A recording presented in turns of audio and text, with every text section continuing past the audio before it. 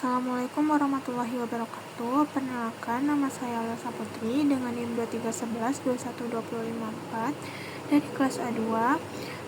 Kali ini saya akan menjelaskan terkait materi rehabilitasi dan rekonstruksi pasca bencana dari mata kuliah manajemen bencana. Yang pertama yaitu kita akan mengetahui apa saja sih siklus bencana. Nah, siklus bencana itu dibagi menjadi 3, ada pra-bencana, saat bencana, dan pasca bencana. Di mana pra-bencana sendiri adalah tahap sebelum bencana terjadi, di mana fokus utamanya itu adalah pencegahan, mitigasi, dan kesiapsiagaan agar dampak bencana bisa diminimalkan. Kegiatan dalam pra-bencana ini dapat berupa mitigasi, peringatan dini, dan juga kesiapsiagaan.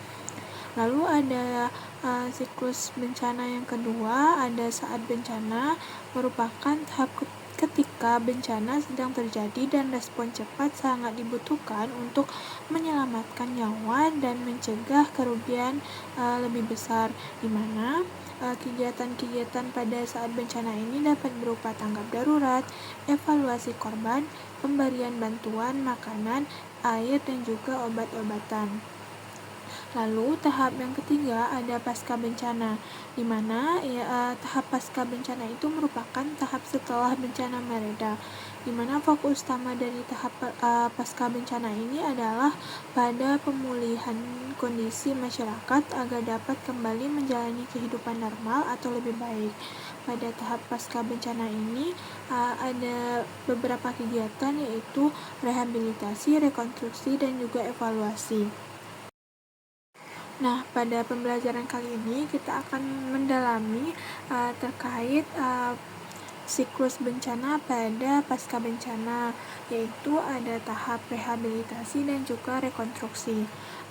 Kita akan mengetahui dulu apa itu rehabilitasi dan juga rekonstruksi.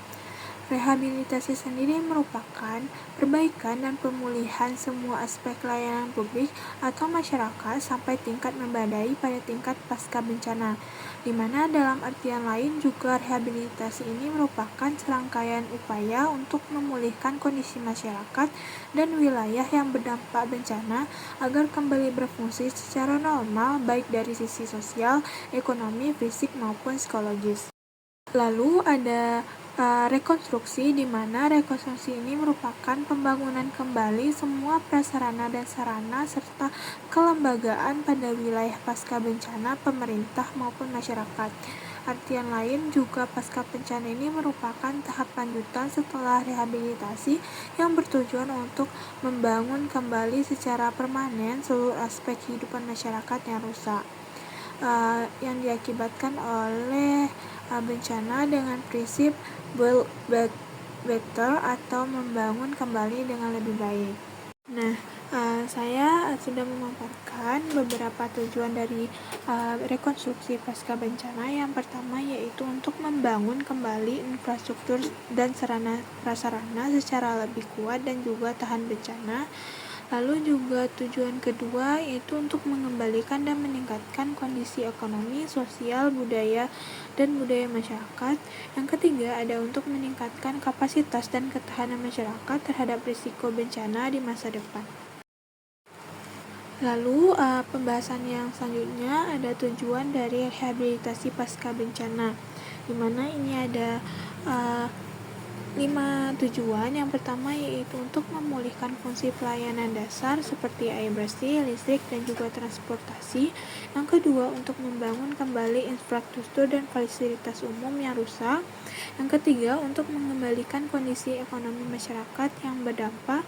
Yang keempat untuk memberikan dukungan psikososial kepada korban. Dan yang kelima yaitu untuk siapkan masyarakat untuk lebih tangguh terhadap bencana di masa depan. Lalu Lalu ada contoh-contoh dari kegiatan rehabilitasi. Yang pertama itu ada perbaikan jembatan, jalan, dan jaringan listrik yang rusak. Yang kedua itu ada pemulihan layanan kesehatan dan juga pendidikan. Yang ketiga ada penyaluran bantuan modal untuk usaha kecil. Dan yang keempat ada pendampingan psikologis bagi korban yang trauma. Lalu ada contoh-contoh kegiatan dari rekonstruksi. Yang pertama yaitu ada pembangunan kembali rumah warga dengan desain tanpa gempa. Yang kedua yaitu membangun sekolah dan rumah sakit yang lebih aman. Yang ketiga itu ada penyusunan ulang tata ruang wilayah yang lebih adaptif terhadap bencana. Dan yang keempat ada penyuluhan dan pelatihan mitigasi bencana kepada masyarakat. Yang selanjutnya, yang terakhir ada perbedaan utama antara rehabilitasi dan juga rekonstruksi, di mana rehabilitasi ini bersifat sementara dan fokus pada pemulihan fungsi, sedangkan pada rekonstruksi itu bersifat jangka panjang dan fokus utamanya yaitu pada pembangunan kembali secara menyeluruh dan lebih baik. Sekian pemaparan materi dari saya. Semoga pemaparan materi ini dapat membantu teman-teman untuk mengenal lebih dalam terkait rehabilitasi dan juga rekonstruksi. Terakhir, Assalamualaikum warahmatullahi wabarakatuh.